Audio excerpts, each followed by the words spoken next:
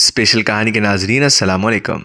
Special کہانی لائق ہے آپ کے لیے ایک اور اسپیشل کہانی، تو آئیے سنتے ہیں۔ حضرت فضیل بن ایاز فرماتے ہیں کہ ایک جوان تھا، مسجد میں آیا، لوگوں سے کہنے لگا کہ روٹی کھلاؤ، کسی نے توجہ نہ دی۔ اس نے کہا میں رب بتانے والا ہوں، میری طرف دیکھو تو صحیح۔ کسی شخص نے خیال ہی نہ کیا۔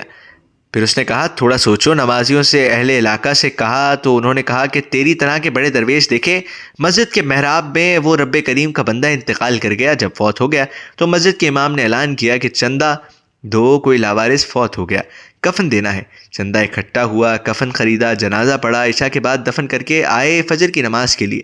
جب امام اور مؤذن مسجد میں آئے تو چیخیں مارنے لگے، تڑپنے لگے، دور دور تک آوازیں پھیل گئیں۔ لوگ دوڑ کر آئے، پوچھنے لگے کیا ہوا، تم نے جو کفن پہنایا تھا وہ یہاں پڑا ہوا ہے، اور دیکھو کفن پر تحریر لکھی ہے۔